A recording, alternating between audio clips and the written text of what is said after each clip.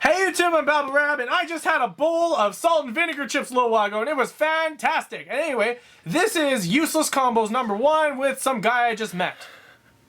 Hi YouTube, I'm some guy Babble Rab just met, and I'm here to teach you a useless combo with Geargias. So, we start off. We're gonna need 3 Geargiano monsters. It doesn't matter if you use 1, 2, or 3. One of them is gonna have to be in the graveyard, 2 of them are gonna have to be in your deck.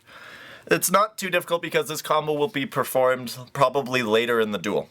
You're going to need either 2 or 3 accelerators. You can actually perform the combo with either, but for simplicity's sake in this video I'm going to be running 3. And then you're going to need 1 Geargia armor, 1 dank hole, and 1 Geargia gear. That's going to be what you need at the very beginning of the combo. So let's get started. Alright, so now that we've got our field set up here, we've got our armor face down, we've got our Geargia gear face down, and then we have our Geargiano in the graveyard, and dank hole in our hand. So, we start the combo, we flip the Geargia armor, and we search through our deck, we grab an accelerator. From this point, we add accelerator to hand, and then we can flip our Geargia gear.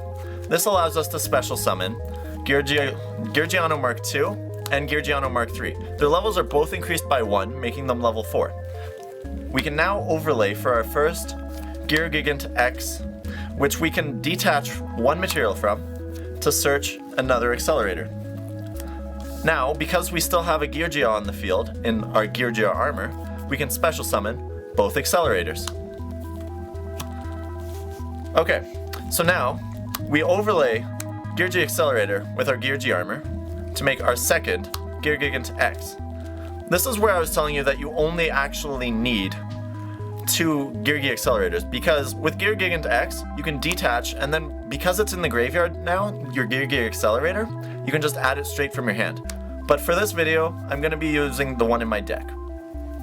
Now, because we still have another Geargia on our field in the form of Geargia Accelerator, we can special summon our another Geargia Accelerator from our hand. We then overlay these 2 accelerators to make our last Gear Gigant X. Okay, so we detach 1 accelerator from our Gear Gigant X to call Energy Riser into our back guard here. Whoa, whoa, whoa, whoa, whoa, whoa. It's not called back guard. It's called rear guard. I'm gonna step through the combo now. Okay, so after you've added your Energy Riser to your hand, you're then gonna call Energy Riser to your rear guard. I'm sorry, Babble Rab, but this is just how Yu-Gi-Oh players do things. So, at this point, we can just go ahead and use the dank hole. This will destroy all 3 of our Gear Gigant X's, but because it's treated as a spell and trap card right now, Energy Riser will stay right on the field. Oh, wait a sec. No, but it's also treated as a monster.